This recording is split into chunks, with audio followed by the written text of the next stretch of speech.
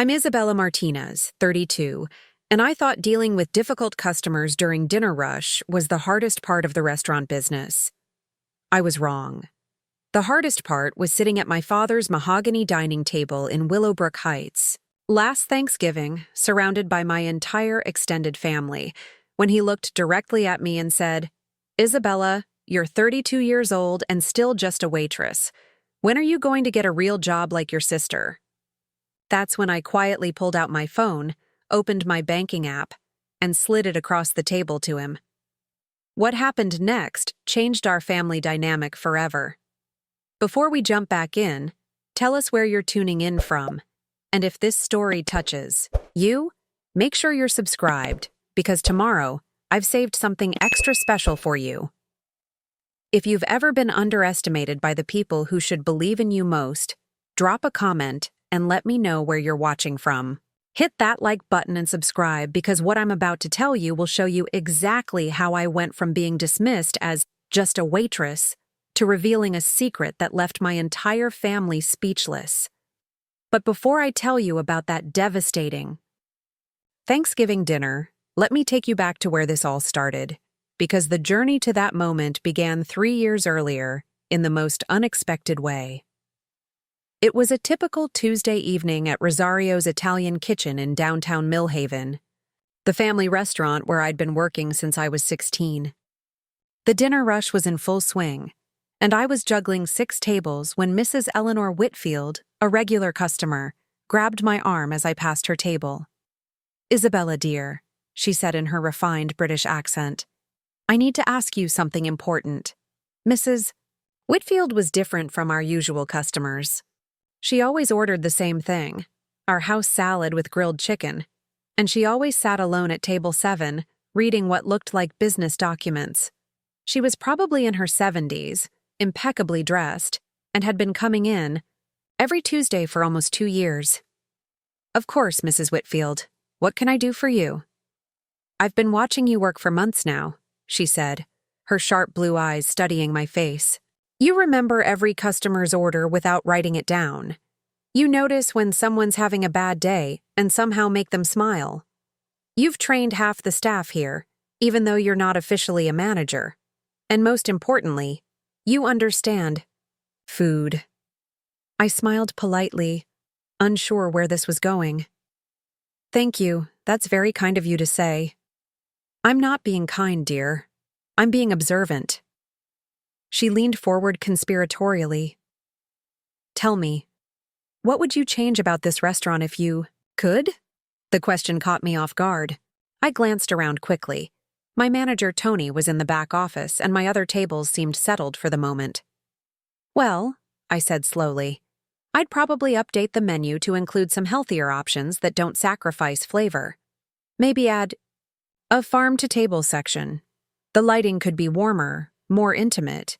And honestly, the kitchen workflow could be optimized to reduce ticket times by at least 30%. Mrs. Whitfield's eyebrows rose slightly. 30%? That's quite specific. "I've been timing everything for months," I admitted.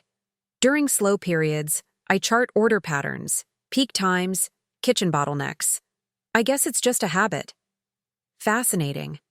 She pulled a business card from her purse and handed it to me.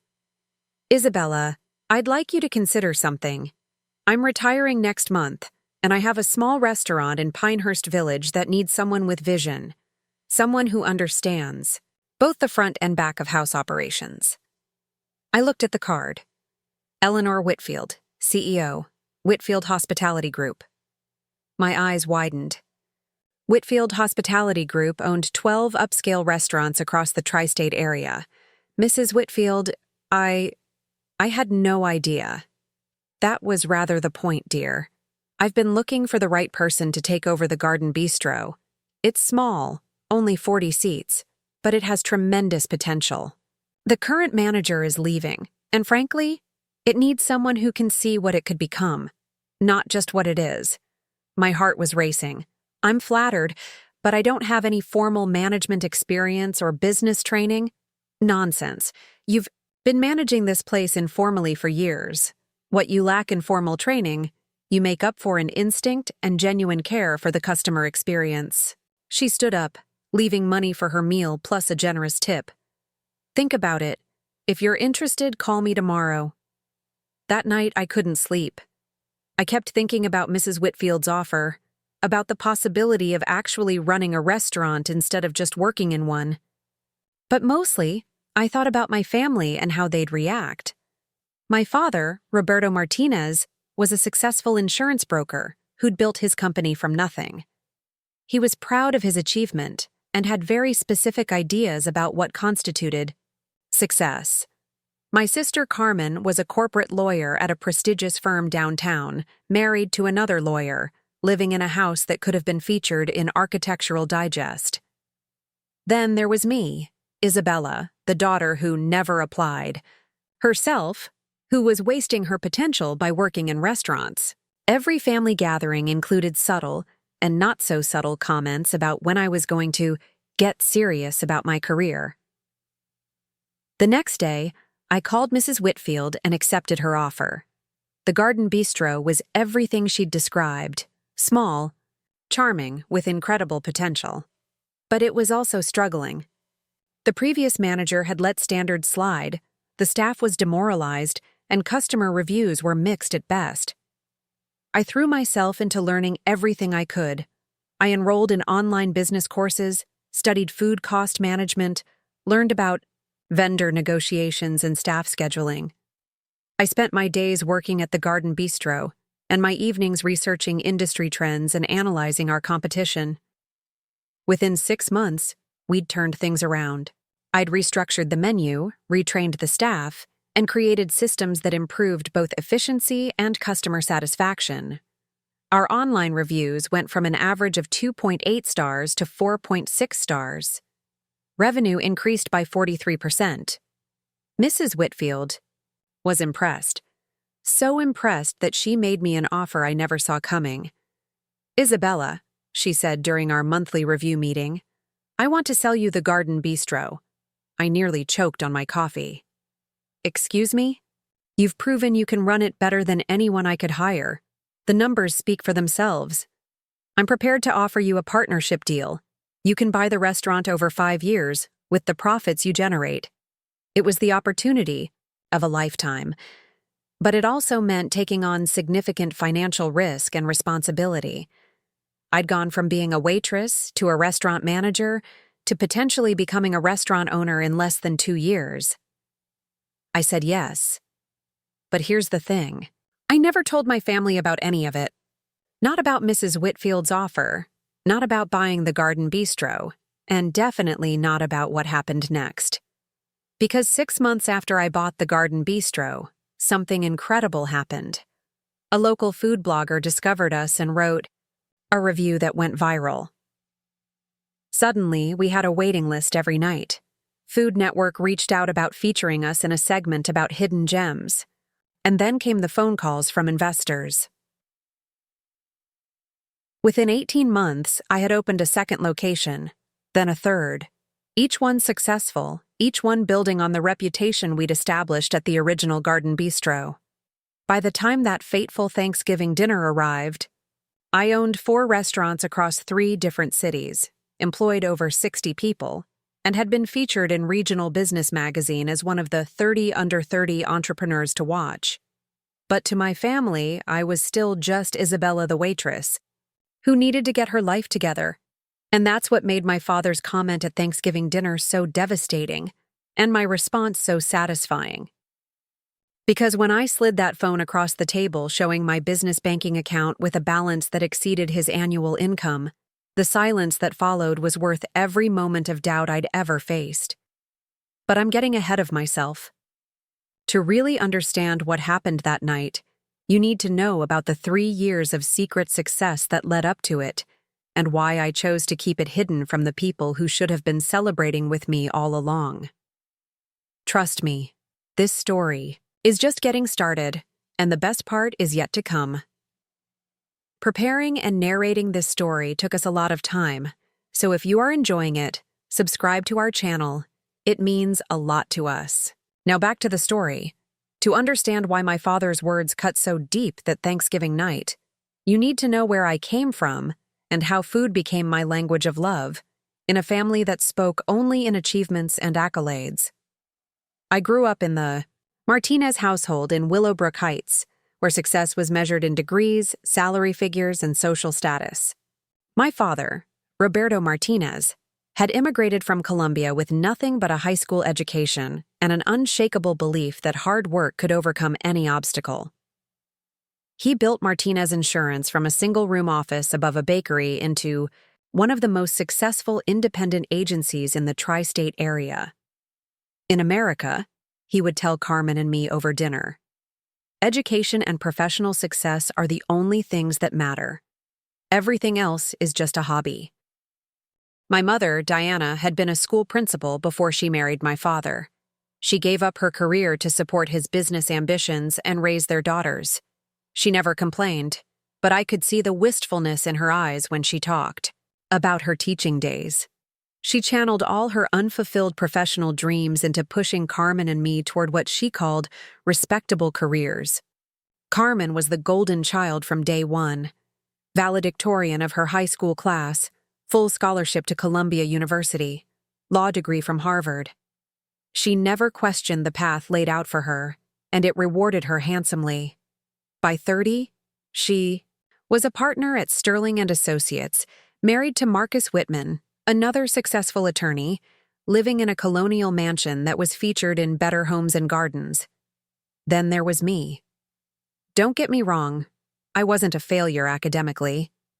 I graduated high school with a 3.7 GPA and got into Millhaven State University with a partial scholarship. I started as a business major because that's what my parents expected. But something felt wrong from the very beginning. While Carmen thrived, in lecture halls and law libraries, I found myself drawn to the campus dining hall, not just to eat, but to watch. I was fascinated by the choreography of food service, the way flavors could transform someone's entire day, the community that formed around shared meals. During my sophomore year, I started working part-time at Rosario's Italian Kitchen to help pay for textbooks and expenses. What began as a financial necessity became my passion. I loved everything about restaurant work: the energy, the teamwork, the immediate satisfaction of making customers happy. My parents were horrified. "Isabella, this is temporary, right?" my mother would ask every time I came home smelling like garlic and herbs. "You're not going to make a career out of this." "What's wrong with restaurant work?" I'd ask, genuinely confused by their disdain. "Nothing's wrong with it for other people," my father would respond. "But we didn't sacrifice everything to give you opportunities so you could end up serving food to strangers." The criticism intensified when I changed my major from business to hospitality management during my junior year. The disappointment in their voices was palpable every time they had to explain to friends and relatives that their daughter was studying hotel management. "Carmen's in her second year at Harvard Law," my mother would say at family gatherings. "And Isabella is still figuring things out." The worst part wasn't their disappointment. It was their complete inability to understand. What I loved about the industry, when I tried to explain the complexity of managing food costs, creating memorable dining experiences, or building a team that worked like a well-oiled machine, their eyes would glaze over. "That's all very interesting, mija," my father would say dismissively. "But where's the growth potential? Where's the prestige? You can't build a real future on that." I graduated with my hospitality degree and immediately went full-time at Rosario's. By then, I'd been promoted to head server and was training new employees. I was making decent money. Not lawyer money, but enough to live independently and save for the future I was quietly planning. But to my family, I was still just Isabella the waitress. Family dinners became exercises in endurance. Carmen would share stories about her latest legal victories, her promotion prospects, her country club membership. My parents would beam with pride and pepper her with questions about her work. When the conversation turned to me, it was always the same script. And Isabella, how's work going? Really well, actually. We just implemented a new reservation system that increased our table turnover by— That's nice, dear. Have you thought about going back to school? Maybe getting your MBA? There are some excellent programs that could help you transition into real business management. I am in real business management, Mom. I manage 42 employees, oversee inventory for a restaurant that serves 300 customers a day, and handle scheduling, training, and customer relations. That's different from what Carmen does. Different. That was always the word. Never impressive or challenging or successful. Just different, with the clear implication that different meant lesser. My grandmother, Abuela Rosa, was the only family member who understood. She'd immigrated with my father and spent decades cooking for the family, running a small catering business from her kitchen before she retired. Isabella, she'd tell me in Spanish during our weekly phone calls, food is how we show love, how we build community, how we preserve culture. Your parents, they forgot this. They think success only comes in a briefcase. But what if they're right, Abuela? What if I'm wasting my potential? Potential for what? To be miserable in a job you hate? To spend your life making money for other people's dreams? She'd pause, then add with characteristic bluntness, your sister makes good money, see. But when was the last time you saw her truly happy? When was the last time she created something with her own hands that brought joy to others? Abuela Rosa was right. Carmen was successful by every metric my parents valued, but she seemed exhausted all the time. Her marriage was polite but distant. She worked 60-hour weeks and took phone calls during family dinners. She had everything she was supposed to want, but I couldn't remember the last time I'd seen her genuinely excited about anything. Meanwhile, I was thriving at Rosario's. I'd developed a reputation among regular customers. I knew their preferences, remembered their anniversaries, asked about their children. I'd helped train dozens of servers who'd gone on to management positions at other restaurants. I'd even started experimenting with menu suggestions that consistently became bestsellers. But none of that mattered to my family. Because at the end of the day, I was still just taking orders and serving food. What they didn't know, what none of them knew, was that I was quietly preparing for something bigger. I was saving every penny I could, studying industry trends, building relationships with vendors and suppliers. I'd even taken online courses in restaurant management, food safety certification, and small business finance.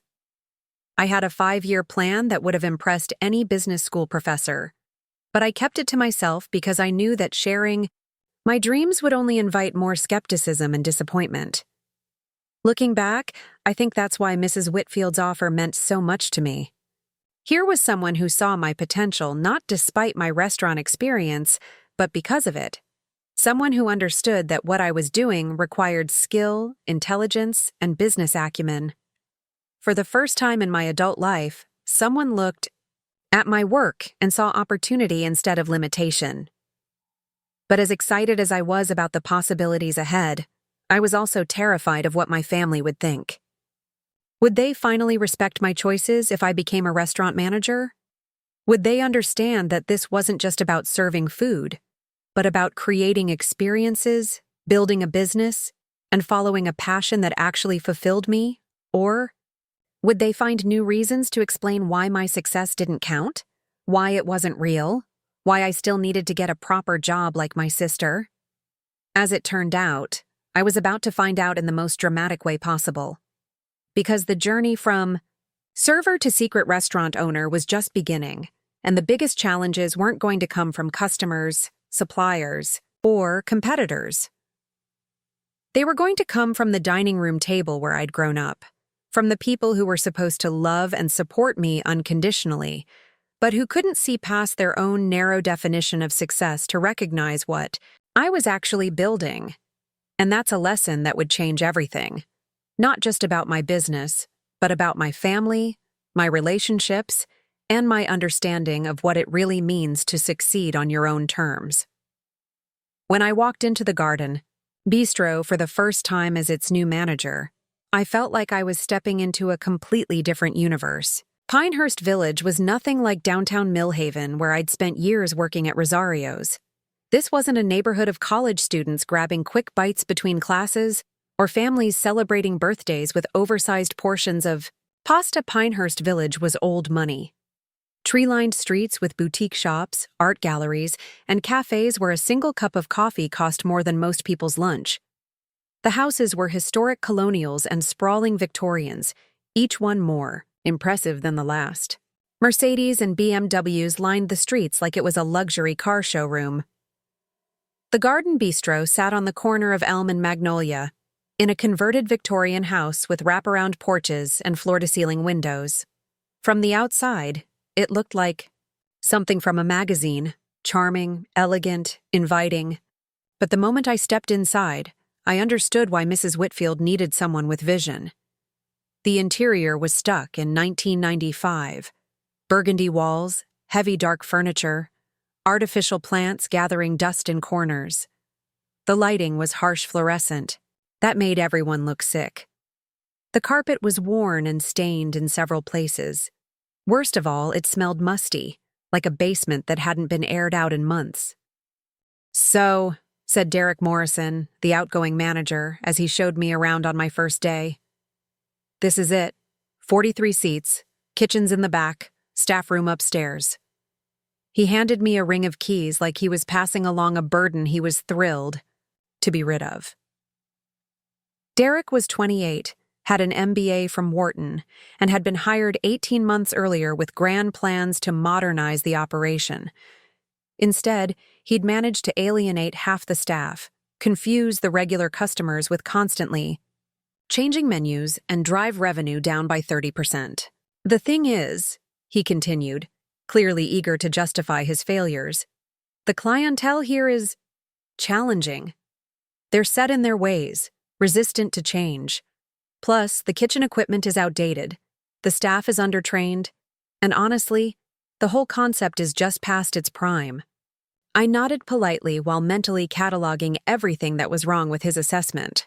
The clientele wasn't challenging. They were neglected. The staff wasn't undertrained. They were demoralized. And the concept wasn't past its prime. It was just poorly executed.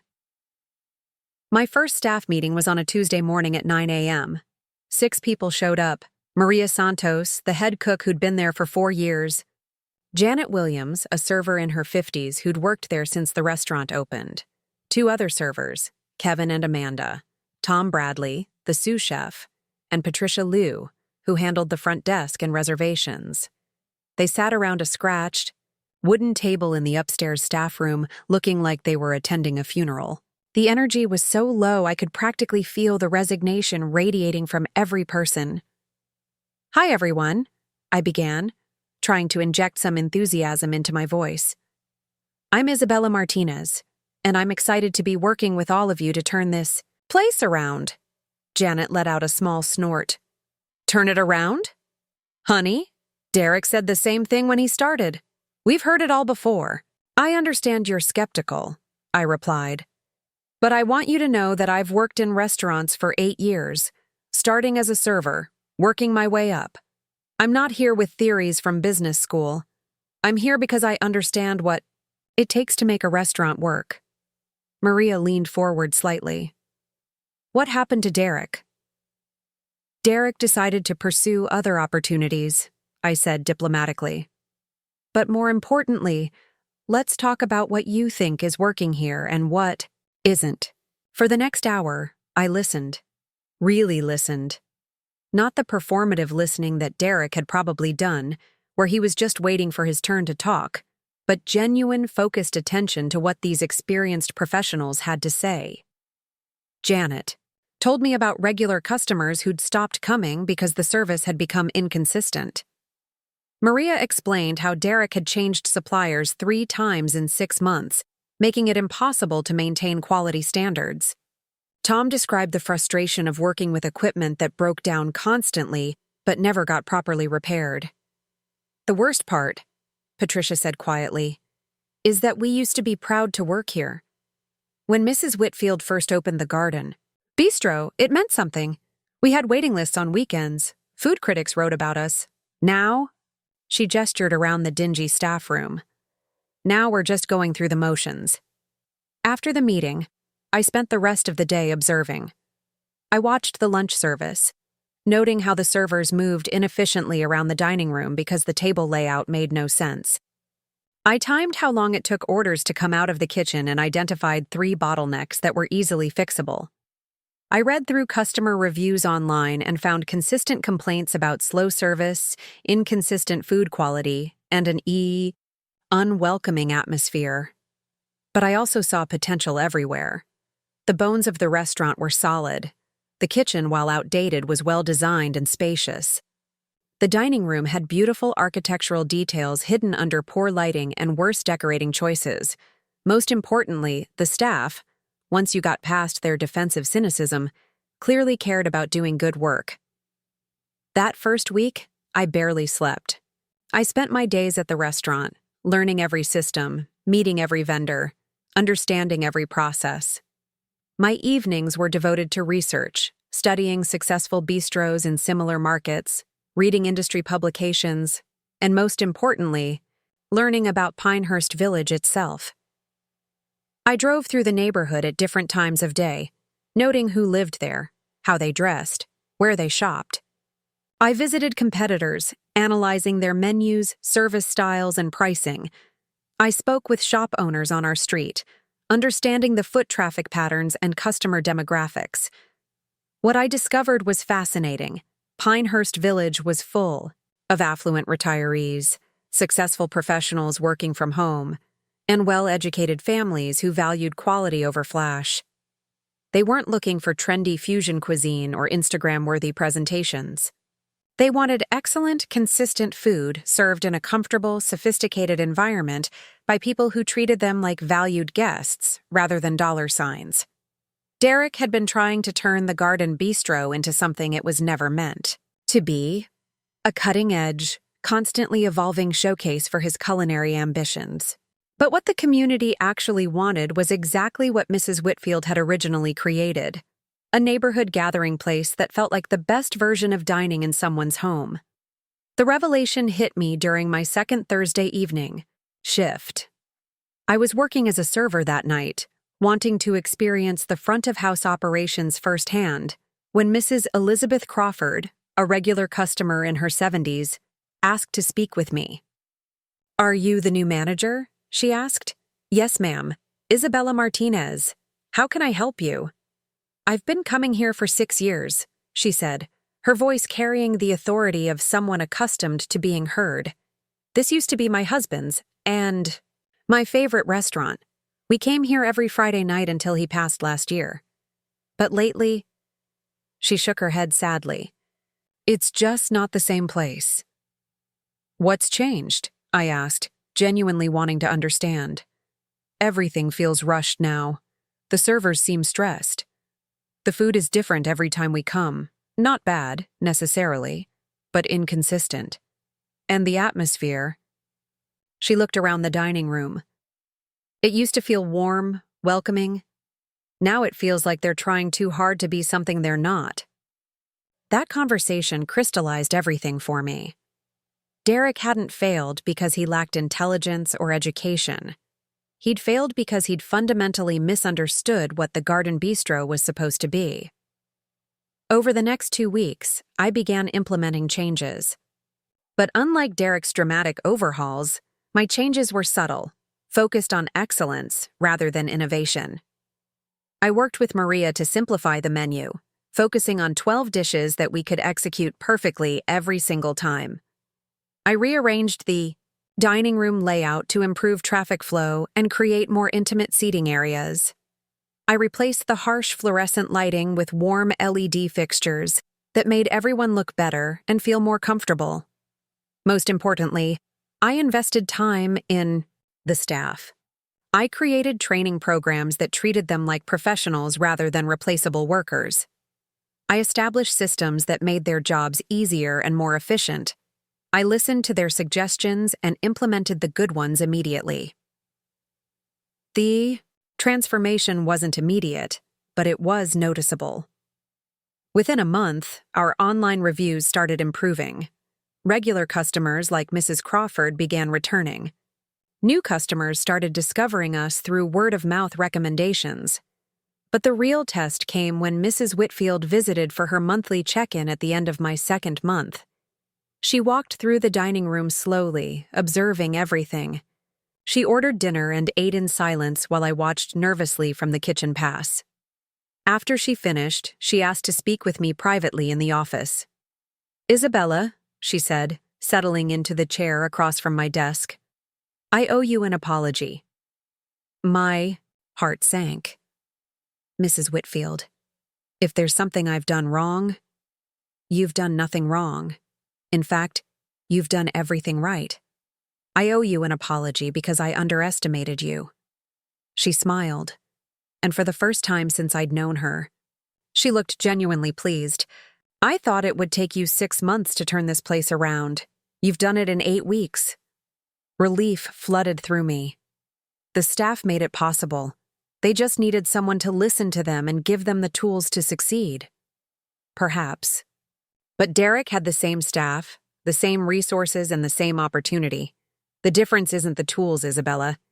It's the person using them." That night, I called Abuela Rosa to share the good news. "I'm so proud of you, mija," she said, her voice warm with affection.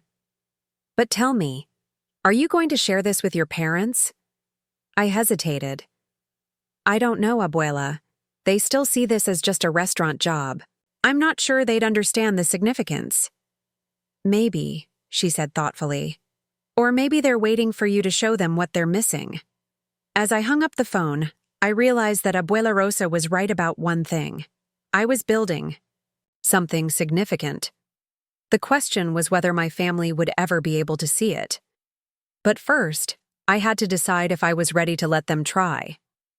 Within 3 months of taking over the Garden Bistro, I thought I had found my rhythm. The restaurant was running smoothly, customer reviews were consistently positive, and I was finally feeling confident in my role as manager. What I didn't anticipate was how my success would create an entirely new set of challenges, particularly when it came to hiding my achievements from my family. The first incident happened at Carmen's birthday dinner in March. My parents had made reservations at Chez Laurent, one of the most expensive restaurants in the city. It was the kind of place where appetizers cost more than most people's entire meals, and the wine list required a small loan to navigate. "Isabella," my mother said as we waited for our table, "you must feel so out of place in restaurants like this. It's probably strange seeing the other side of the industry." "Actually, Mom, I eat at places like this fairly regularly for research. Understanding different service styles and menu strategies is part of my job." My father laughed. "Research? Isabella, you're a server. What kind of research could you possibly need to do?" "Well, I'm actually managing the Garden Bistro now. I need to stay current with industry trends, understand what our competition is doing, analyze pricing strategies." "Managing?" Carmen interrupted, looking up from her phone for the first time all evening. "What does that mean exactly? Are you like an assistant manager or something?" "I'm the general manager. I oversee all operations, staff scheduling, vendor relationships, financial planning." "That's wonderful, dear," my mother said in the tone she used when she was humoring a child. "But it's still just restaurant work. Carmen, tell us about the Morrison case you're working on." And just like that, the conversation shifted to Carmen's latest legal victory. My promotion, my responsibilities, my growing expertise, all dismissed as still just restaurant work. The pattern continued at every family gathering. When I mentioned implementing new inventory management systems that had reduced food costs by 18%, my father suggested I should use those organizational skills to get a job as an office manager somewhere. When I talked about training, programs I'd developed that decreased staff turnover by 40%, my mother wondered if I might consider becoming a human resources coordinator at a real company. The most frustrating part wasn't their dismissal. It was their complete inability to understand the complexity of what I was doing. When I mentioned negotiating with suppliers, they heard ordering food. When I described analyzing profit, margins, they heard counting money. When I talked about creating marketing strategies, they heard making flyers. Isabella, my father said during one particularly painful Sunday dinner, I've been thinking about your situation. Miguel Santos, you remember him? He owns 3 insurance agencies now. He's looking for someone to help with customer service. It would be a real office job, with benefits and growth potential. I could put in a good word. Dad, I appreciate the thought, but I'm happy where I am. I'm learning incredible amounts about business operations, financial management, staff leadership. But where does it lead? He interrupted. What's your 5-year plan? What's your exit strategy? You can't serve food forever. I wanted to scream. That I wasn't serving food. I was running a business. I was developing systems, analyzing data, creating budgets, managing employees, building customer relationships. But I could see in their faces that they would never understand the distinction. The worst part was how their attitude affected other family members. My cousin Luis, who was thinking about dropping out of law school to open a food truck, pulled me aside at a family barbecue. Isabella, I need to ask you something. My parents keep using you as an example of what happens when you don't stick with professional careers. They say you're proof that restaurant work is a dead end. Is that true? I looked at this 24-year-old kid who was passionate about cooking and considering following his dreams, and I felt something break inside me. My family's dismissal of my career wasn't just hurting me, it was being used to discourage other family members from pursuing their own passions. Luis, I said carefully, restaurant work can be incredibly rewarding if you approach it professionally and strategically. But you have to be prepared for people not to understand or respect what you're doing. Even family? Especially family sometimes. The incident that really pushed me over the edge happened in early summer. Mrs. Whitfield had been so impressed with the improvements at the Garden Bistro that she'd asked me to consult on another struggling restaurant in her portfolio.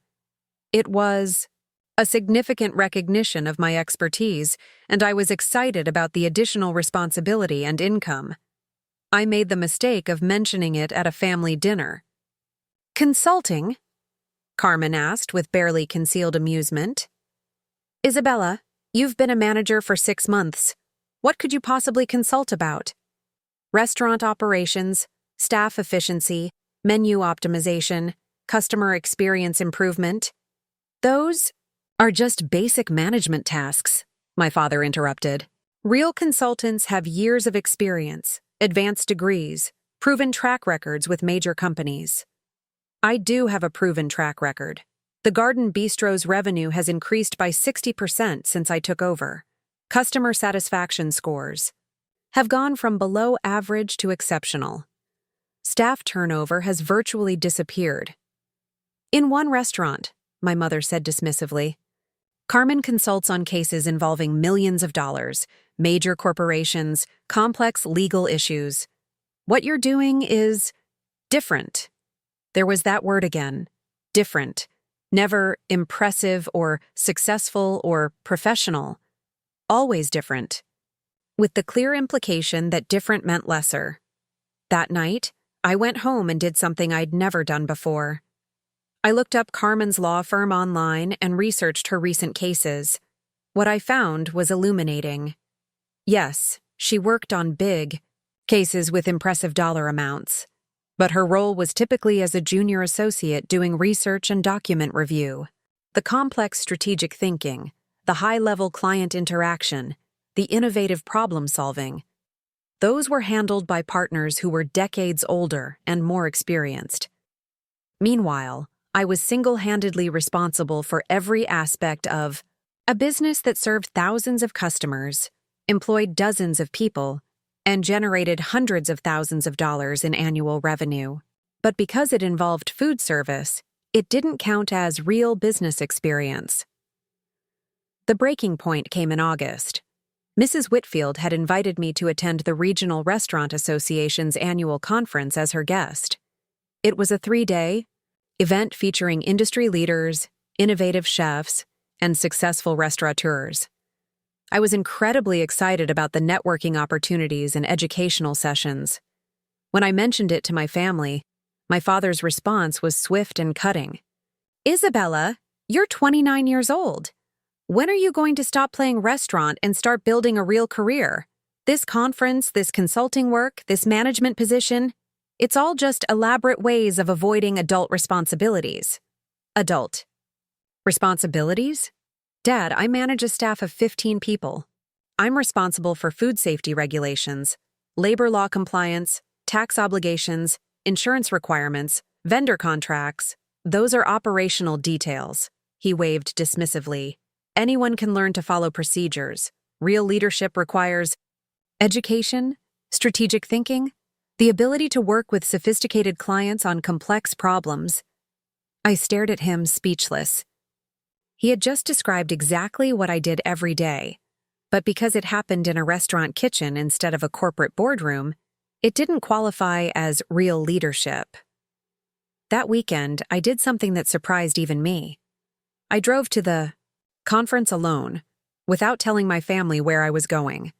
For 3 days, I immersed myself in workshops on restaurant technology, sessions on sustainable sourcing, and panels on expanding successful concepts. I met restaurant owners who had built multi-million-dollar companies from single locations. I learned about franchising opportunities, investment strategies, and industry trends that could revolutionize how restaurants operated. Most importantly, I realized that I wasn't just good at restaurant management. I was exceptionally good at it. On the final day of the conference, I attended a session called From Manager to Owner, Making the Leap.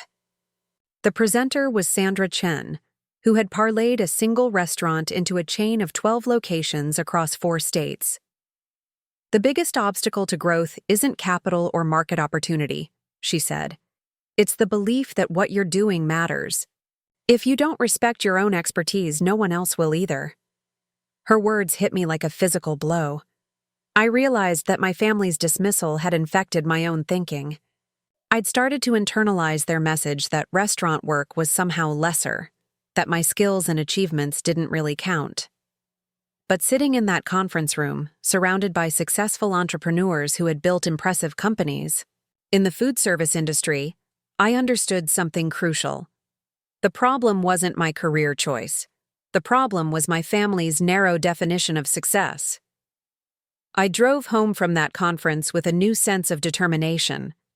I was tired of apologizing for my passion, tired of downplaying my achievements, tired of seeking validation from people who would never understand what I was building.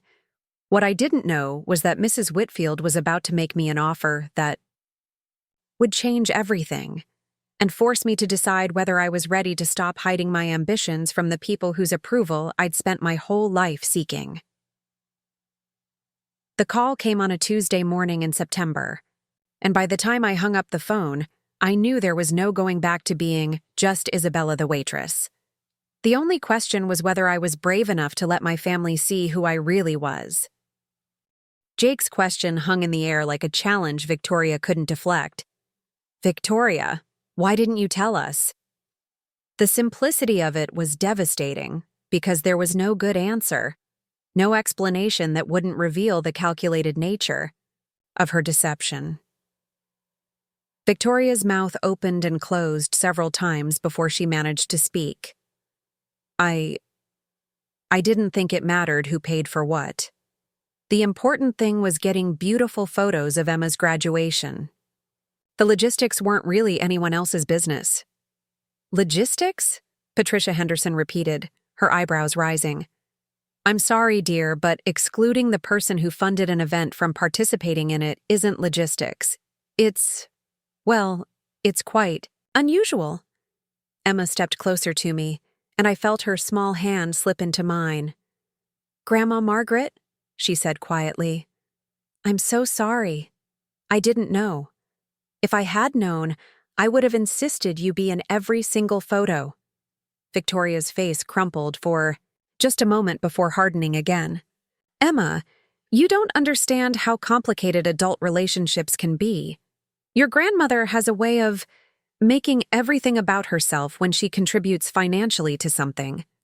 The accusation was so breathtakingly unfair that I actually laughed, a short, bitter sound that surprised everyone, including myself. Making it about myself?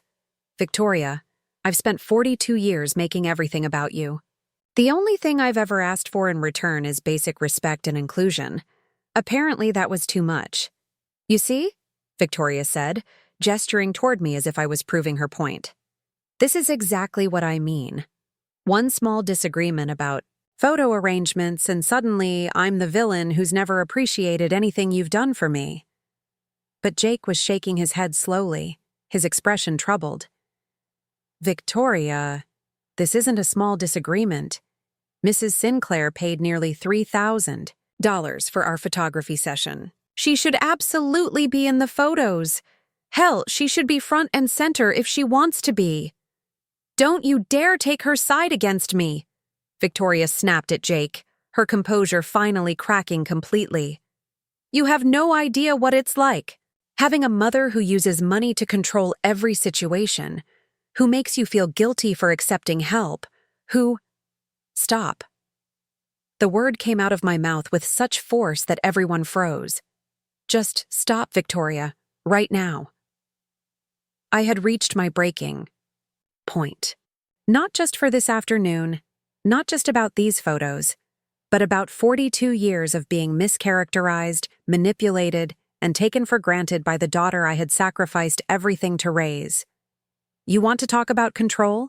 I continued, my voice steady but carrying decades of suppressed hurt. Let's talk about control. Let's talk about how you've controlled our relationship by training me to believe that my value is tied to my willingness to give. Let's talk about how you've controlled the narrative by hiding my contributions from your own daughter, from Jake, from his parents, so that you can take credit for the lifestyle my money makes possible.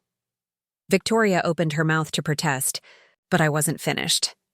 Let's talk about how you've controlled every family gathering by positioning me as the outsider who's lucky to be included, rather than the grandmother who's been funding these events. Let's talk about emotional control, Victoria, because you've spent years making me feel like asking for basic respect makes me needy and difficult.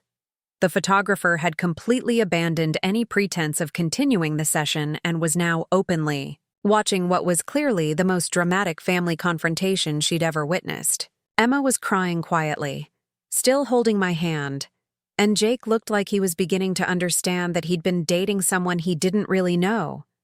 That's not true, Victoria said, but her voice lacked conviction now.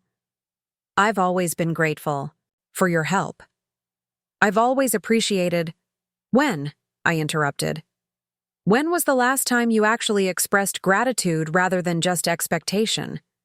When was the last time you called me just to talk, rather than because you needed something? When was the last time you invited me to a family event because you wanted me there, not because you felt obligated? The silence stretched on because Victoria couldn't answer those questions. We both knew the truth, that our relationship had devolved into a series of financial transactions disguised as family love. Patricia Henderson cleared her throat gently.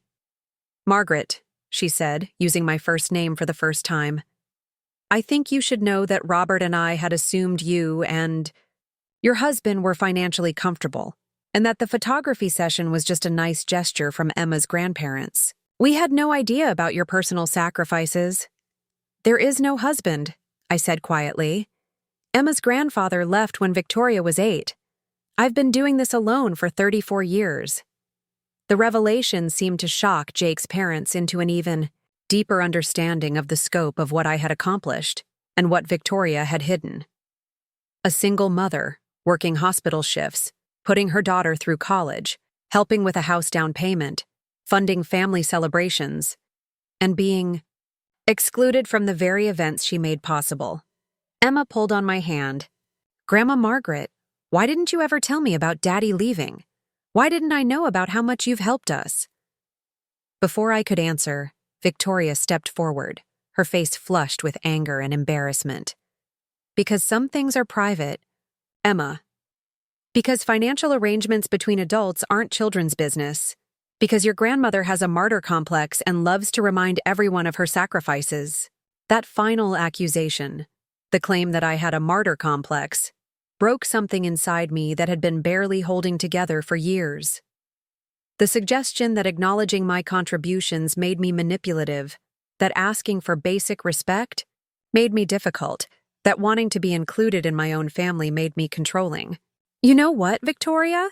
I said, and my voice was surprisingly calm given the storm of emotions raging inside me. "You're absolutely right about one thing. I do remind people of my sacrifices. And do you know why? Because nobody else does. Because I've been invisible in this family for so long that even my own granddaughter doesn't know the basic facts about how her life has been funded." I turned to Emma, whose tears were flowing freely now. "Sweetheart, I never told you about your grandfather leaving because I didn't want you to carry that hurt. I never told you about my financial help because I thought it would make you feel guilty or obligated. I thought love meant protecting you from knowing how hard things had been."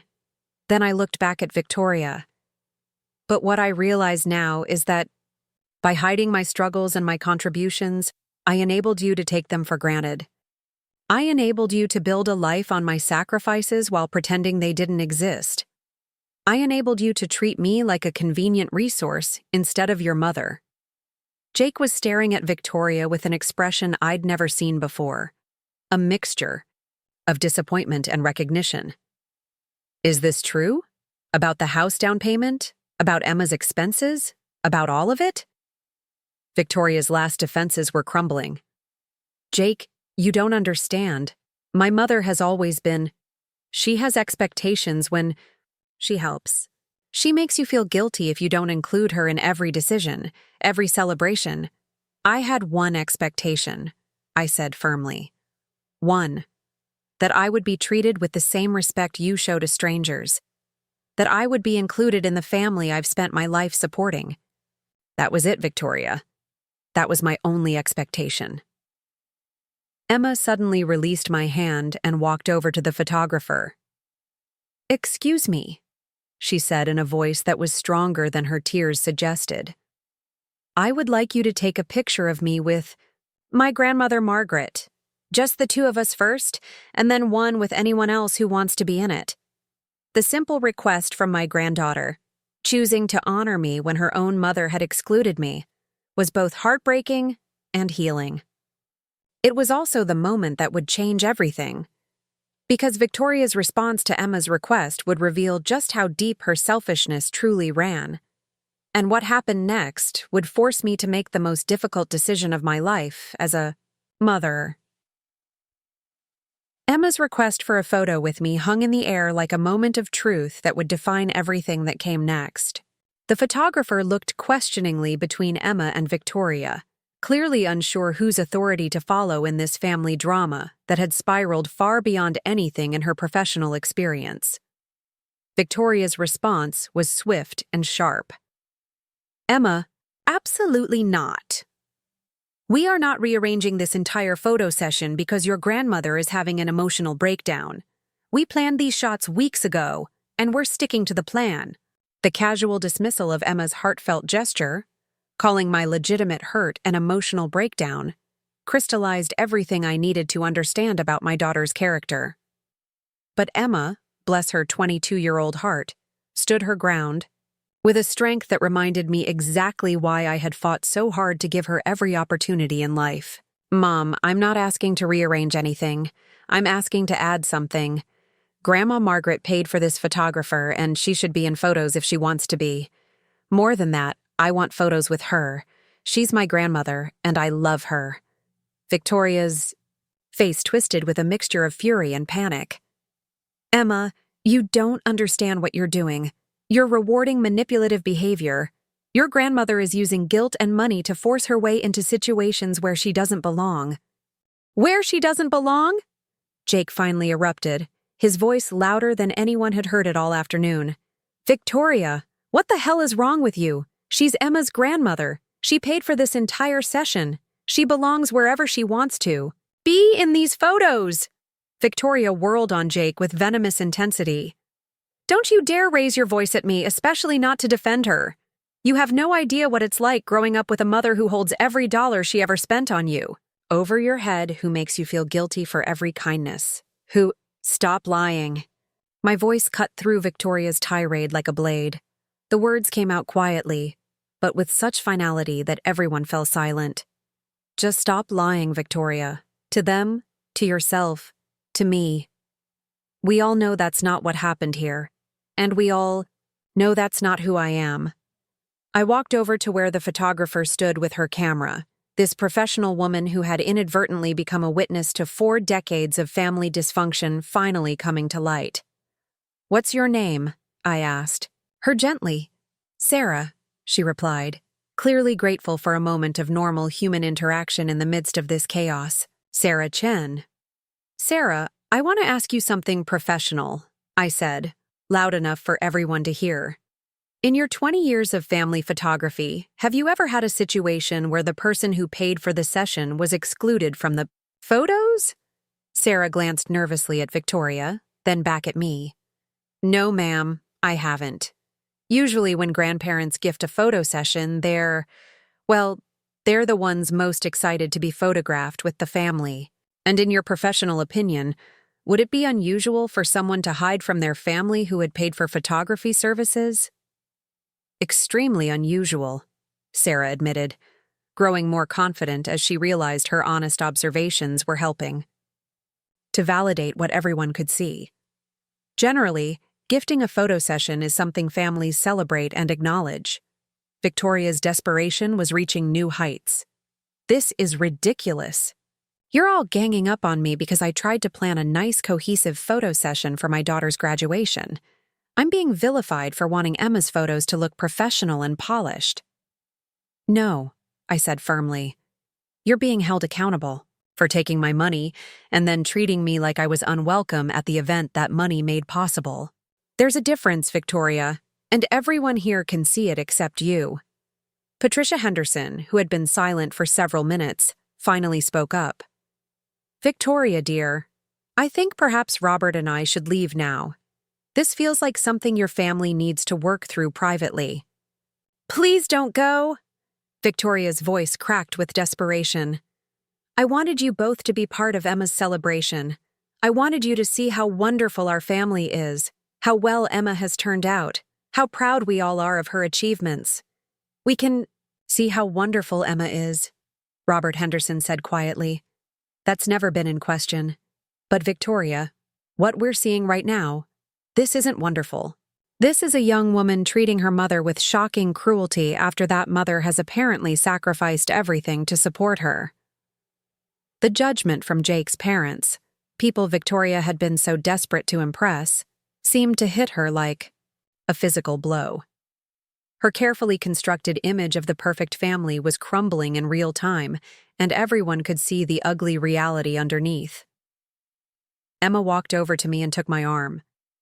Grandma Margaret, would you please be in a photo with me? Just you and me first, then maybe one with Jake if he wants, and then anyone else who would like to join us? The simple dignity of my granddaughter's request, the way she had taken control of a situation that the adults had allowed to spiral into chaos, made me prouder of her than any college degree ever could. I would be honored, I said, my voice steady despite the tears threatening to spill over. Victoria stepped forward, blocking our path to where Sarah was setting up for the photo. If you do this, if you take photos without me, if you exclude me from my own daughter's graduation celebration, I will never forgive you. Any of you. The threat hung in the air, heavy, manipulative, and revealing. Victoria was attempting to use emotional blackmail to maintain control, threatening to withdraw her love if she didn't get her way. It was, I realized, exactly what she had been doing to me for years, just more subtle usually. Emma looked at her mother with something approaching pity. Mom, no one is excluding you. You're excluding yourself. You can be in photos too if you want. All I asked for was one picture with my grandmother who paid for this session and who I love very much. And if I refuse, Victoria asked, her voice sharp with challenge.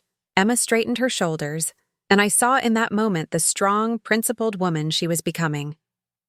Then I guess you refuse. But that's your choice, not mine, and not Grandma Margaret's. It was then that I made the decision that would change everything. The decision I had been building toward not just this afternoon, but for years. The decision that would either save my relationship with my daughter or end it entirely, but would definitely preserve my self-respect. I pulled out my phone and opened my banking app, the one I had used that morning to check my dwindling retirement account balance. With everyone watching, I scrolled to the transaction history and found the entry I was looking for. A $2,800 check to Sarah Chen Photography, paid 3 weeks earlier. Sarah, I said clearly, I'm going to show you something, and I want everyone here to see it. I held up my phone, displaying the bank transaction that proved beyond any doubt who had paid for this photography session. This is the payment for today's photos, taken directly from my retirement savings on May 8th. I want everyone to see this because I'm about to make a decision about how I'm going to be treated going forward. Victoria's face went white as the last of her lies dissolved in front of everyone. From this moment on, I continued, my voice growing stronger with each word, I will no longer fund events, celebrations, or experiences where I am not treated with respect and inclusion. I will no longer enable anyone to take credit for my generosity while simultaneously excluding me from the joy that generosity creates. I looked directly at Victoria. You can choose to continue this photo session with grace and kindness, acknowledging what I've contributed and including me as Emma has requested. Or you can continue to be hostile and controlling, in which case I will be leaving, and you can explain to Sarah why the person who paid for her services is no longer participating. The ultimatum was clear, and for the first time in 42 years, I meant every word of it. What Victoria chose to do next would determine not just the rest of this afternoon, but the entire future of our relationship. Victoria stared at my phone screen displaying the bank transaction, her face cycling through expressions like someone watching their entire world collapse in slow motion. The evidence was irrefutable, damning, and completely destroyed whatever narrative she had been constructing about my motivations or behavior. But instead of the humility or acknowledgement I might have expected, something darker flickered across Victoria's features. Her jaw tightened, her eyes narrowed, and when she finally spoke, her voice carried a venom I had never heard from her before. Fine, she said, her words clipped and precise. You want to wave your bank statements around like weapons? You want to humiliate me in front of Jake's parents and the photographer? Let's talk about the truth, Mother. Let's talk about the whole truth. A chill ran down my spine. There was something in Victoria's tone that suggested she was about to reveal something I wasn't prepared for, something that would shift the ground beneath this entire confrontation. Emma looked between us nervously. Mom, what are you talking about? What whole truth? Victoria let out a bitter laugh. The whole truth, sweetheart, is that your grandmother's generous contributions aren't quite as selfless as she's making them sound. Tell them, Mom. Tell them about the life insurance policy. My blood turned to ice. The life insurance policy, the one thing I had never mentioned to anyone, the secret I had kept for 3 years, believing it was protecting Victoria and Emma from an additional burden of guilt. What life insurance policy? Jake asked, looking between Victoria and me with growing confusion. Victoria's smile was cruel now, triumphant in a way that made me realize she had been saving this revelation as ammunition for exactly this kind of moment. The one my dear mother took out on herself 3 years ago. The one that makes Emma the primary beneficiary for $500,000 when Grandma Margaret dies. The silence that followed was deafening. Emma's face went white. Jake's mouth fell open. Sarah, the photographer, took an unconscious step backward, clearly, wishing she could disappear entirely from what was becoming an increasingly personal family implosion. You see, Victoria continued, her voice gaining momentum as she warmed to her theme. This isn't really about respect or inclusion. This is about an old woman who's trying to buy her granddaughter's love with money she won't even be around to spend.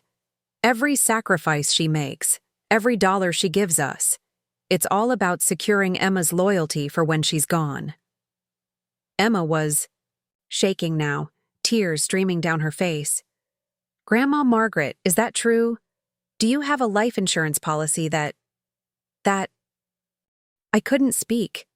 Not because Victoria was right about my motivations, but because I was stunned by the calculated cruelty of using something I had done purely out of love as a weapon against me. The life insurance policy wasn't about buying Emma's loyalty. It was about ensuring she would have resources for graduate school, for starting her adult life, for the opportunities I wanted her to have even after I was gone. But Victoria wasn't finished. And that's not all, is it, Mom? Tell them about the will. Tell them about how you've structured everything so that I get nothing, while Emma inherits your house, your savings, everything. Tell them about how you've spent years punishing me financially for not being grateful enough for your sacrifices. The accusations hit like physical blows, each one a deliberate distortion of decisions I had made with love and careful consideration. Yes, I had structured my will to leave most of my assets to Emma, but not as punishment to Victoria. I had done it because Victoria was established in her career, owned her own home, and seemed financially stable, while Emma was just starting out in life and would need support for things like graduate school or a house down payment. Jake was staring at Victoria with an expression of growing horror. Victoria, what are you doing? Why are you attacking your mother like this? I'm telling the truth, Victoria snapped back. I'm tired of being painted as the villain when she's the one who's been manipulating this family with money for years. Every dollar comes with strings attached. Every gift comes with expectations. Every sacrifice she makes is an investment in controlling how we feel about her. Emma suddenly stepped between Victoria and me, her young face fierce with an anger I had never seen before. Stop it, she said, her voice shaking but determined. Just stop it, Mom. I don't care about any life insurance policy or will or any of that. Do you know what I care about? I care about the fact that Grandma Margaret has never missed my birthday. I care about the fact that she drove 4 hours to be here today for my graduation. I care about the fact that she's been working extra shifts at the hospital to help our family for years, and you just excluded her from photos like she was some kind of embarrassment. Victoria's composure cracked. Emma, you don't understand. I understand perfectly, Emma interrupted, and there was steel in her voice that reminded me of myself at her age. I understand that Grandma Margaret paid for this photographer because she loves us and wanted today to be special. I understand that instead of being grateful, you tried to hide her contribution and exclude her from the celebration. And I understand that when she called you out on it, you decided to attack her with personal information that has nothing to do with what happened here today. Jake was nodding slowly, his face pale with realization. Victoria, this is cruel. Even if everything you're saying is true, bringing it up now, in front of everyone, using it as a weapon. What's wrong with you? What's wrong with me? Victoria's voice rose to nearly a shout. What's wrong with me is that I've spent my entire adult life feeling guilty for not being grateful enough for everything she's done for me. What's wrong with me is that I can never just enjoy something without wondering what the hidden cost will be, what expectation is attached, what I'll owe her for it later. And there it was. The truth underneath all of Victoria's anger and defensiveness. She had spent years feeling guilty about my sacrifices, years resenting the very generosity she had asked for and accepted. Instead of talking to me about those feelings, instead of having honest conversations about boundaries and expectations, she had built up a narrative where I was the manipulative villain and she was the victim of my controlling generosity. But what she didn't understand, what she had perhaps never understood, was that guilt wasn't something I had imposed on her. It was something she had created for herself by taking advantage of my love while simultaneously resenting it. "Victoria," I said quietly, and something in my tone made everyone stop and listen. "The life insurance policy exists because I want Emma to have opportunities after I'm gone. The will is structured the way it is because you're established and Emma is just starting out. Neither of those things has anything to do with what happened here today." I looked around at all of them. Emma with her tear-stained face, Jake with his shocked expression, Victoria with her defensive anger, even Sarah the photographer who had become an unwilling witness to decades of family dysfunction. "What happened here today is simple," I continued. "I paid for a family celebration and was excluded from it. When I pointed out how hurtful that was, I was told I was being dramatic and difficult. When I provided proof of my contribution, I was attacked with personal information that was meant to make me look manipulative and controlling." I turned to Victoria directly. "But here's what you don't understand, sweetheart. None of those accusations change the fundamental fact that you treated me badly today. You can try to justify it. You can try to make it my fault. You can try to paint me as the villain. But everyone here saw what really happened." Emma wiped her eyes and walked over to stand beside me. "Grandma Margaret, I don't care about any life insurance or wills or any of that stuff. I just want to take a picture with you because I love you and because you made today possible. Is that okay?" The simple request, repeated now in the aftermath of Victoria's character assassination, carried even more power than before. Because everyone had heard Victoria's worst accusations against me, and everyone could see that they had nothing to do with the basic human dignity I was asking for. What came next would determine whether this family could find a way forward, or whether Victoria's resentment and my newfound boundaries would create a rift that could never be healed. Emma's simple request, to take a photo with me, hung in the air like a test of everyone's character. After all of Victoria's revelations, accusations, and attempts to reframe the narrative, my granddaughter was asking for exactly the same thing she had requested before: basic recognition of my place in this family and this celebration. Victoria looked around the backyard wildly, as if searching for allies in her campaign to paint me as the villain. But Jake's parents had already excused themselves and were gathering their belongings near the house, clearly uncomfortable with the toxic turn this celebration had taken. Jake himself was staring at Victoria with an expression I could only describe as dawning recognition, the look of someone realizing they didn't know the person they thought they loved. "Sarah," Victoria said desperately, turning to the photographer, "I think we should wrap up the session now. This has gotten far too personal and dramatic for a professional photo shoot." Sarah Chen, who had maintained admirable composure throughout this family meltdown, looked directly at Victoria with the kind of firm politeness that comes from years of managing difficult clients. "Actually, Mrs. Harrison, I believe the person who contracted my services was Mrs. Sinclair." She glanced at me with respect. "The session continues or ends based on her preferences, not yours." The simple statement of fact that I, as the paying client, had the authority to make decisions about the photography session sent Victoria into a rage that surprised everyone with its intensity. "This is unbelievable!" she screamed, her voice carrying across the neighboring yards. "I am being undermined by my own mother, by my own daughter, by my boyfriend, by everyone. All because I tried to plan a nice family photo session without my mother's drama hijacking the entire event." Jake stepped forward, his voice calm but firm. "Victoria, you need to stop. Right now, you're making this worse with every word." "Don't you dare tell me to stop!"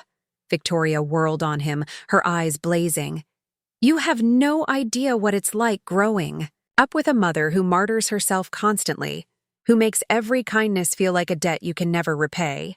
You have no idea what it's like to never feel like anything you accomplish is really yours because she paid for it."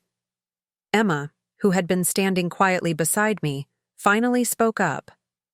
"Mom, That's your issue, not Grandma Margaret's. She never made me feel guilty about her help. She never made me feel like I owed her anything. The only person making you feel guilty is you. The wisdom in Emma's words, the clear-eyed assessment of where responsibility actually lay, seemed to penetrate Victoria's defensive armor in a way that nothing else had.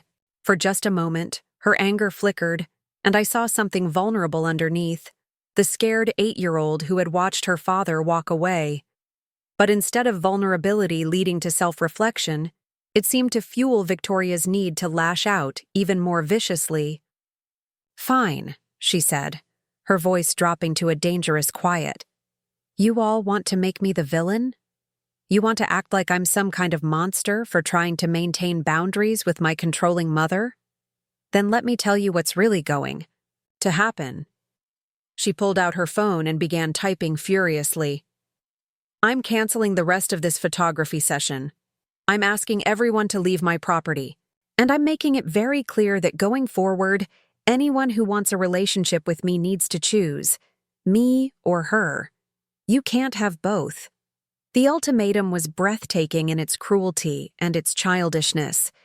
Victoria was essentially holding her own family hostage, demanding that they choose between her and me based on her inability to handle being called out for bad behavior. Jake's response was immediate and decisive. "Then I choose her," he said simply. "Mrs. Sinclair has been nothing but generous and kind to this family, and you've been cruel and manipulative. If those are my only options, the choice is obvious." Victoria's face went white with shock. Clearly, she had expected her ultimatum to bring everyone back into line, to force them to prioritize her feelings over everything else. The idea that Jake might actually choose against her had never occurred to her. "You're breaking up with me?" she asked, her voice suddenly small and uncertain. "Over this? Over her?" "I'm breaking up with you because of who you've shown yourself to be today," Jake replied sadly. "The way you've treated your mother, the way you've manipulated situations to make yourself look like the victim, the way you've tried to turn your own daughter against her grandmother. That's not who I thought you were, Victoria." Emma was crying again, but there was relief mixed with her sadness. "Mom, nobody wants to choose sides. We just want you to treat Grandma Margaret with respect. That's all any of us have asked for." Victoria looked around the backyard that had been transformed for what was supposed to be a joyous family celebration, taking in the faces of people who were no longer buying her version of events. Her parents-in-law-to-be were watching from a distance with obvious disapproval. Her boyfriend had just broken up with her. Her daughter was defending the grandmother Victoria had tried to exclude. And her mother, me, was standing calmly, no longer willing to be manipulated or guilt-tripped into accepting poor treatment. "This is all your fault," Victoria said to me, her voice breaking. "Everything was fine until you decided to make a scene about the stupid photos. Everything was working until you had to ruin it with your demands for attention and recognition." The accusation was so divorced from reality that it would have been laughable if it weren't so sad. Victoria genuinely seemed to believe that the problem was my reaction to being excluded, not the exclusion itself. She seemed to think that my request for basic respect was the issue, not her decision to hide my contributions and treat me like an unwelcome stranger. "Victoria," I said gently, "nothing was fine.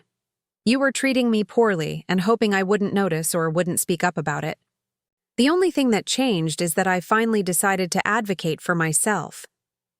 Patricia Henderson approached us cautiously, her expression troubled. "Victoria, dear, I think Robert and I are going to leave now. This clearly isn't the celebration any of us hoped for." She paused, then added quietly, "You might want to think about getting some help. Professional help. This level of conflict over family relationships isn't healthy." The suggestion that Victoria might need therapy to address her behavior sent her into one final explosion of rage. "Get out!" she screamed at everyone. "All of you, just get out. Get off my property and don't come back." Sarah the photographer began quickly packing her equipment. clearly eager to escape the increasingly volatile situation. Jake was already walking toward his car, shaking his head sadly. Patricia and Robert Henderson were gathering their gifts and heading for the driveway with obvious relief. But Emma remained rooted in place beside me, tears streaming down her face as she watched her mother's complete emotional meltdown. "Mom," she said quietly, "I love you. But I can't support the way you're treating Grandma Margaret, and I can't be part of choosing sides when all we wanted was for you to be kind." Victoria stared at her daughter with something approaching hatred. "Then go with her," she spat. "Go with your precious grandmother who you care about more than your own mother. See how generous she is when you're not useful to her anymore." The cruelty of that final statement, suggesting that my love for Emma was conditional and transactional, crossed a line that couldn't be uncrossed. It revealed a level of bitterness and projection that made clear just how damaged Victoria's understanding of love really was. Emma looked at her mother with a mixture of pity and determination. "Grandma Margaret," she said, turning to me, "would it be okay if I came to stay with you for a few days? I don't think I can be here right now." As I nodded and put my arm around my granddaughter's shoulders, I realized that Victoria's attempt to force everyone to choose sides had backfired completely. Instead of isolating me, her behavior had isolated her. Instead of proving that I was manipulative and controlling, she had demonstrated that she was the one willing to destroy family relationships rather than admit she was wrong. What happened next would determine whether this rift could ever be healed, or whether Victoria's pride and resentment would cost her everything she claimed to value most. Emma's declaration about wanting photos with people who actually made today possible created a moment of crystalline clarity. As she stood there in her cap and gown, her young face set with a determination that reminded me so much of myself at her age, I realized I was witnessing something remarkable. My granddaughter choosing integrity over family politics, truth over convenience. "Grandma Margaret," Emma said, walking over and linking her arm through mine, "would you stand with me for a photo? Just the two of us first?" The simple request, asked with such love and respect, was everything I had hoped for when I first arrived at this celebration. But more than that, it was Emma making a choice about what kind of person she wanted to be, what kind of family member she wanted to be. Sarah Chen positioned us near the garden wall, where the lighting was soft and golden. As she adjusted her camera settings, I felt Emma squeeze my arm gently. "Grandma Margaret," she whispered, "I'm so sorry about everything that happened today. I had no idea Mom had asked you to pay for the photographer, and I definitely had no idea she was planning to exclude you from the photos. That's not who I want to be, and it's not the kind of family I want us to be." The maturity in her words, the moral clarity she was showing in the midst of this family chaos, filled me with a pride that had nothing to do with college degrees or career achievements. This was the pride of seeing someone you love choose to do the right thing even when it's difficult. "You don't need to apologize for your mother's choices, sweetheart," I told her quietly. "But I'm grateful that you're making your own." Sarah captured several beautiful photos of Emma and me together, images that would forever represent not just a graduation celebration, but a moment when my granddaughter chose to honor the people who had supported her journey rather than the people who demanded to be honored despite their behavior. After our photos, Emma turned to Jake. "Would you like to be in a picture with us? I know this has been a lot, but you're still important to me, and I hope you're okay." Jake nodded, though he looked like he was still processing everything he had learned about Victoria in the past hour. "I'd be honored," he said simply, and joined us for several more shots. Victoria stood off to the side, watching this unfold with an expression that cycled between hurt, anger, and something that might have been regret. When Emma finished with Jake and turned toward her, I could see the war happening behind Victoria's eyes. "Mom," Emma said gently, "you can be in photos too if you want. All you have to do is acknowledge that Grandma Margaret made today possible and that she deserves to be here. It was such a simple request, such a basic ask for human decency and acknowledgement. But Victoria's response revealed just how deep her issues ran. "I'm not going to grovel," Victoria said, her chin raised defiantly. "I'm not going to pretend that her paying for the photographer erases 40 years of guilt trips and emotional manipulation." Emma's face fell, but she straightened her shoulders with remarkable resilience. "Then I guess you're choosing not to be in the photos, because I'm not going to participate in a celebration that excludes someone who made it possible." Jake stepped forward, his face serious. "Victoria, I need to say something, and I need you to really hear it. What I've witnessed today, it's changed how I see you. It's changed how I see us." Victoria's defiance cracked slightly. "What do you mean?" "I mean that the woman I thought I was in love with wouldn't have lied to her mother about our finances, to manipulate money out of her. The woman I thought I was going to marry wouldn't have excluded that same mother from family photos after taking her money. The woman I thought I knew wouldn't have weaponized personal information to deflect from her own bad behavior." The silence that followed Jake's words was deafening. Victoria's face went through a series of expressions: shock, hurt, anger, and finally, a kind of desperate realization. "Jake, you can't be serious. You can't be choosing her side over mine. We're supposed to be a team." "We are supposed to be a team," Jake agreed. "But teams don't lie to each other. Teams don't manipulate family members. Teams don't treat people who love them with cruelty and contempt." I felt a mix of sadness and relief watching this unfold. Sadness because I could see that Victoria's relationship with Jake was unraveling in real time, but relief because Jake was showing the kind of character and integrity that made him worthy of my granddaughter's affection. Emma, meanwhile, had approached Sarah again. "Could we take one more set of photos? I'd like one with Grandma Margaret and Jake together, if that's okay with both of you." "I'd be honored," I said, meaning it completely. Despite everything that had happened, seeing my granddaughter choose to create a family photo based on love and respect, rather than obligation and manipulation, felt like a victory. As Sarah photographed the three of us together, 3 generations, connected not by blood alone but by mutual respect and genuine affection, I realized that something profound was happening. A new family dynamic was being born, one based on choice rather than guilt, appreciation rather than obligation. Victoria remained on the sidelines, watching us with an expression that was becoming increasingly isolated and uncertain. For the first time in our decades-long relationship, she was the one being excluded, and she was experiencing what it felt like to watch family moments happen without her. "Victoria," I said finally, turning to address her directly, "the invitation is still open.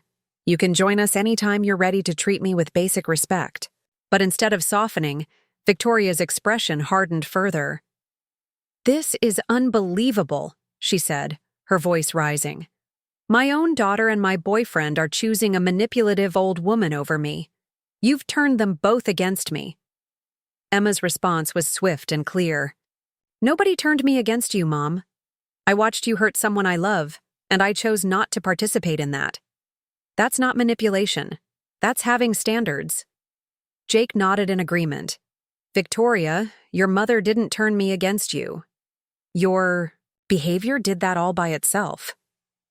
The weight of being confronted by both Emma and Jake seemed to finally penetrate Victoria's defenses. For a moment, her mask slipped completely, and I saw something I hadn't seen in years: vulnerability. Real, genuine vulnerability beneath all the anger and manipulation. "I never meant for it to be like this," she said quietly. And for the first time all afternoon, her voice sounded genuinely confused rather than defensive. I felt so trapped by all the help, all the sacrifices. I felt like I could never be good enough, grateful enough, worthy enough of everything she'd given up for me. It was the first honest thing Victoria had said all day, and it broke. My heart because I could finally see the scared daughter underneath all the adult resentment and manipulation. "Victoria," I said gently, "I never wanted you to feel trapped. I wanted you to feel loved. But if my help felt like pressure, if my sacrifices felt like demands, why didn't you ever talk to me about it? Why didn't you tell me how you were feeling? Instead of taking my money while simultaneously resenting me for giving it." Victoria's eyes filled with tears for the first time since this confrontation began. "Because I didn't know how to say no to something that was given with love, even when accepting it made me feel smaller. And I didn't know how to tell you that. Your sacrifices made me feel guilty instead of grateful." Finally, we were getting to the root of the problem that had been poisoning our relationship for years. Victoria's resentment hadn't been about my behavior. It had been about her own inability to set boundaries, her own guilt about accepting help she wasn't sure she deserved, her own fear that she was never good enough to justify the sacrifices I had made. But understanding the root of the problem and fixing the damage it had caused were two very different things. What came next would determine whether this moment of honesty could become the foundation for healing, or whether the patterns we had established over decades were too entrenched to change. Victoria's admission hung in the air like a confession that had been 42 years in the making. For the first time since this confrontation began, she looked genuinely vulnerable rather than defensively angry, and I could see glimpses of the 8-year-old girl who used to crawl into my bed after nightmares about her father leaving. "I need to sit down," Victoria said quietly, and the fight seemed to go out of her all at once. She walked over to one of the patio chairs and sank into it, her perfect graduation outfit suddenly looking rumpled and defeated. Emma approached her mother, cautiously, the way someone might approach a wounded animal that could still lash out. "Mom, why didn't you ever tell me you felt that way? Why didn't you tell Grandma Margaret?" Victoria looked up at her daughter with eyes that were red-rimmed and exhausted. "Because I was ashamed, Emma. I was ashamed that I couldn't just be grateful, like a normal person. I was ashamed that every gift felt like proof that I was failing as an adult. I was ashamed that I kept taking help I resented receiving." Jake had been standing quietly, processing everything he had learned about the woman he thought he knew. Now he pulled up another chair and sat across from Victoria, his expression thoughtful rather than angry. "Victoria," he said carefully, "I'm trying to understand this. Your mother offered help, you accepted it, but then you resented her for giving it, and instead of talking to her about those feelings, you decided to punish her for being generous?" Victoria flinched at the word punish, but she didn't deny it. "It wasn't conscious," she said, her voice barely above a whisper. "I didn't wake up thinking, how can I hurt my mother today? But every time she made a sacrifice for me, every time she worked extra shifts or took money from her savings, it felt like evidence that I wasn't capable of handling my own life." "But Victoria," I said, settling into a chair myself as Sarah the photographer discreetly packed up her equipment in the background, "I never said you weren't capable. I never implied that you were failing. I offered help because I love you and because I wanted to make your life easier, not because I thought you couldn't manage without me." Victoria's laugh was hollow. "But don't you see? That's almost worse. If you had been critical or demanding, I could have been angry at you. But you were so selfless, so endlessly giving. How do you resent someone for being too generous? How do you tell your mother that her love feels like a burden?" The pain in her voice was genuine, and for the first time in years, I could see past my own hurt to understand the impossible position Victoria had put herself in. She had created a trap where accepting my help made her feel diminished, but refusing. It would have meant giving up opportunities and advantages she wanted for herself and her family. Emma sat down on the arm of Victoria's chair. "Mom, you could have just talked to us. You could have said, 'I'm grateful for Grandma Margaret's help, but I also want to contribute more myself.' Or, 'I need to feel more independent even if it means fewer luxuries.' We would have understood. Would you have? Victoria asked, looking up at Emma with something approaching hope.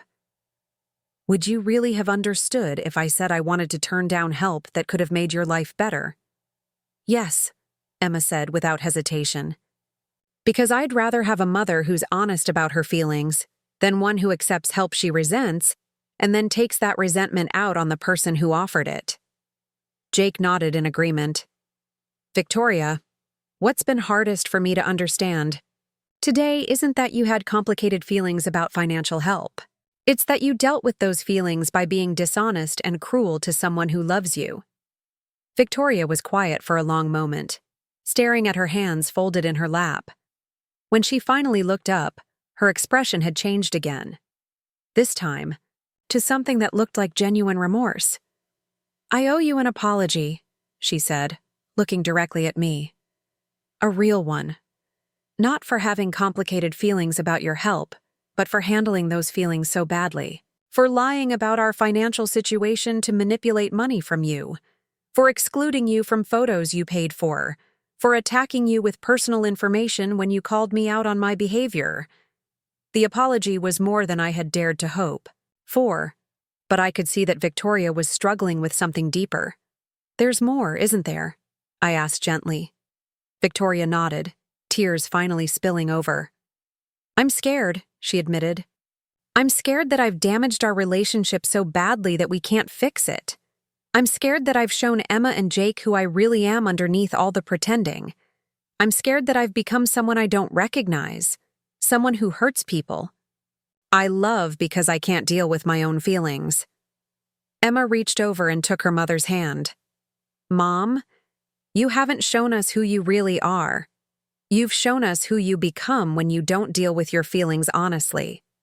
There's a difference. The wisdom in my granddaughter's words struck me with their simple truth.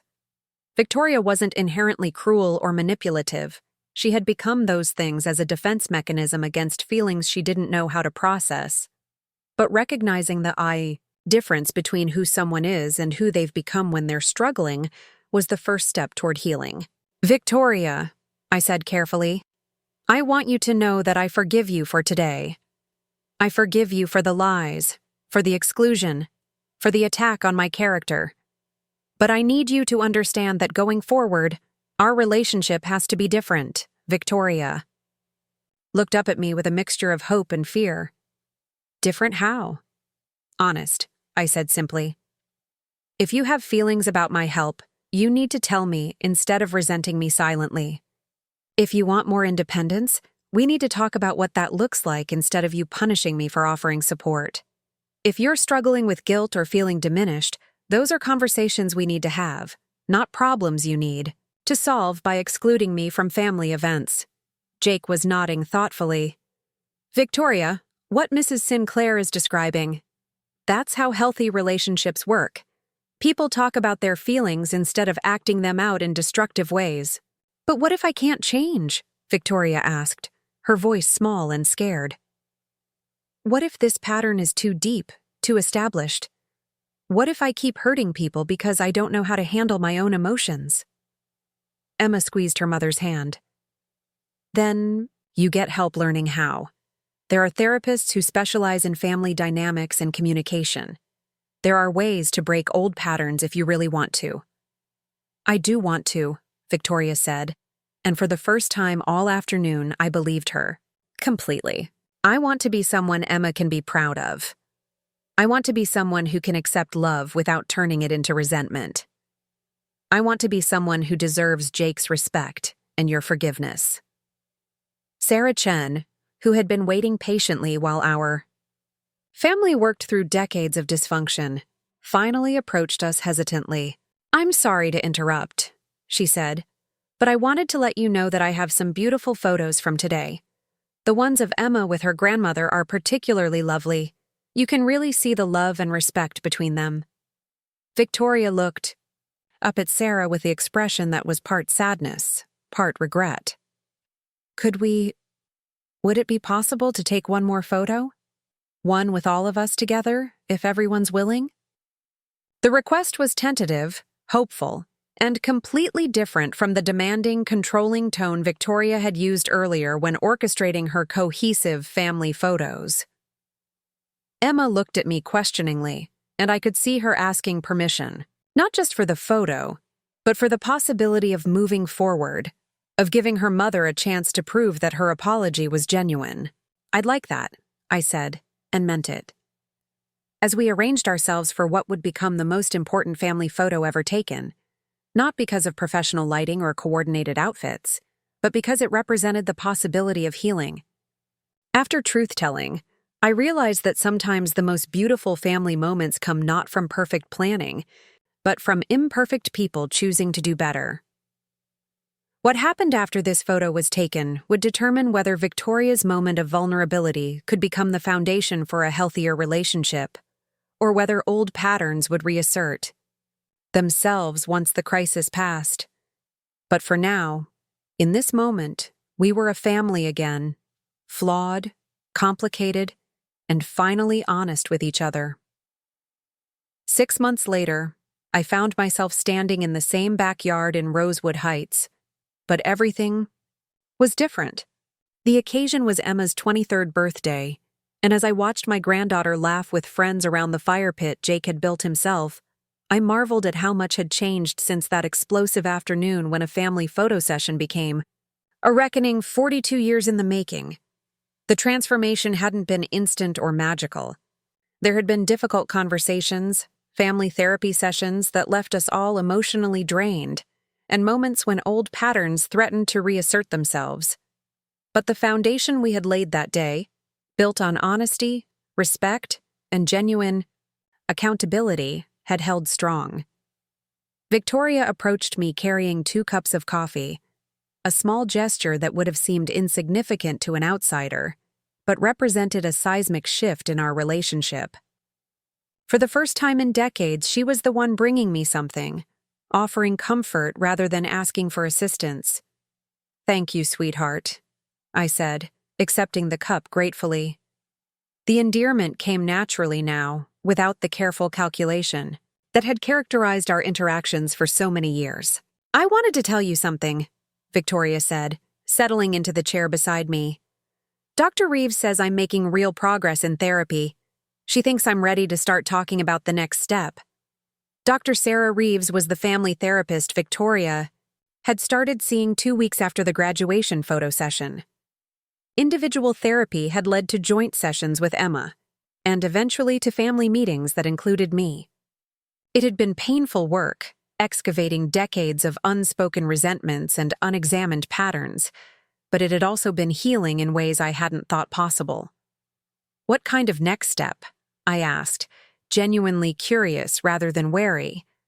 The wariness that had characterized my interactions with Victoria for years had gradually faded as her commitment to change became evident through actions, rather than just words.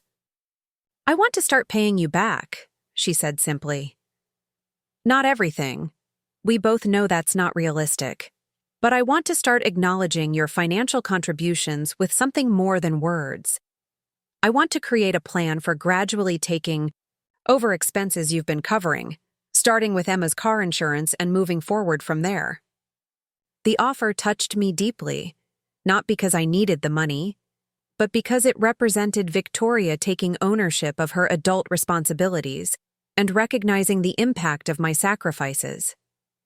More importantly, it came without the resentment and guilt that had poisoned our relationship for so long. "Victoria, you don't have to," I began, but she held up her hand with a smile that reminded me of the confident young woman she had been before resentment and guilt had twisted our family dynamics. "I want to," she said firmly.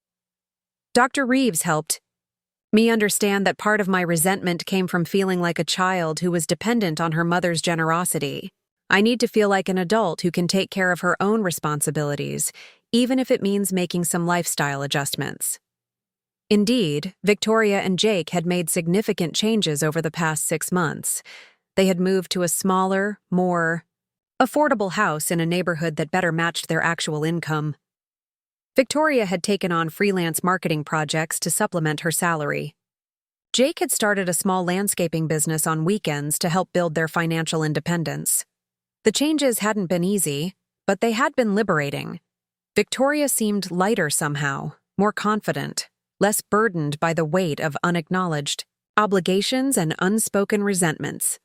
"There's something else," Victoria continued, and I could see her gathering courage for whatever she was about to say. "I want to ask your forgiveness for something specific." I waited, giving her the space to find her words. "That day, when I revealed your life insurance policy and will information in front of everyone, that was inexcusable. I weaponized your private financial planning to deflect from my own bad behavior. I used your love for Emma against you in the cruelest way possible." She paused, her voice thick with emotion. "I've been carrying the shame of that for months, and I need you to know how deeply sorry I am." The apology meant everything to me because it acknowledged the specific cruelty of what she had done, not just the general dysfunction of our relationship. It showed that Victoria understood the difference between explanation and justification, between having complicated feelings and acting on them destructively. "I forgive you," I said, meaning it completely. "But more than that, I'm proud of the work you've done to understand why it happened and to make sure it doesn't happen again." Emma approached us, her face glowing with the happiness that comes from being surrounded by people who genuinely care about each other. "What are you two plotting over here?" she asked, settling on the grass at our feet.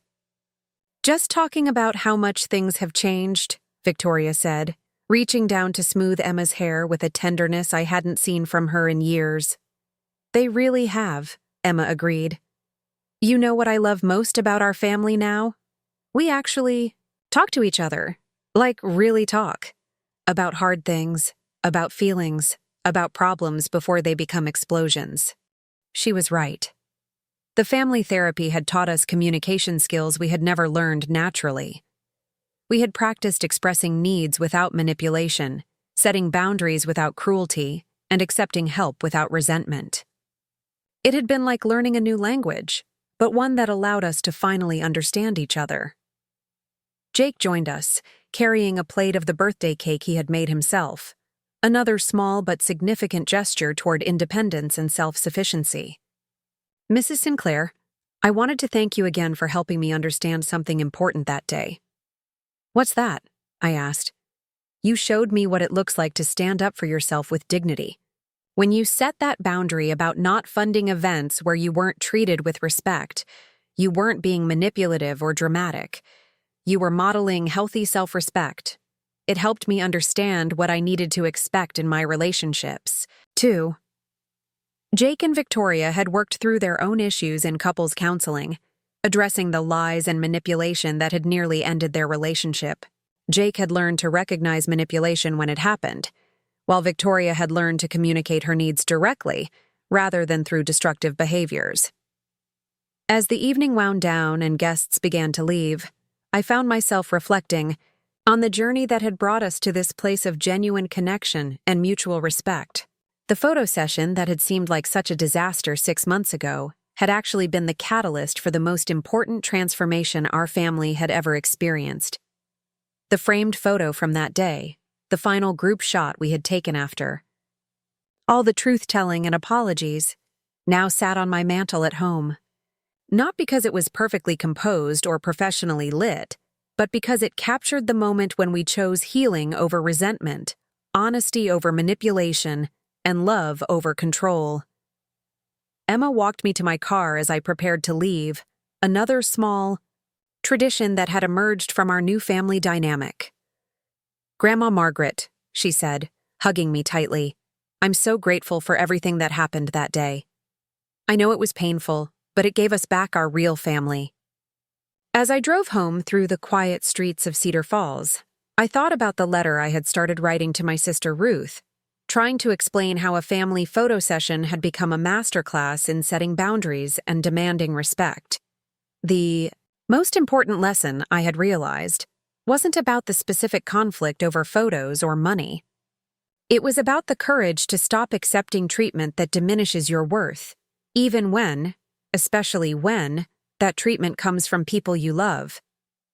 For 42 years, I had believed that love meant endless giving, infinite sacrifice, and grateful acceptance of whatever scraps of affection were offered in return. I had confused enabling with loving doormat behavior with generosity, and silence with peace. What I learned that day in Victoria's backyard was that real love sometimes requires saying no. Real family sometimes means setting boundaries that feel uncomfortable. Real respect sometimes has to be demanded rather than simply hoped for.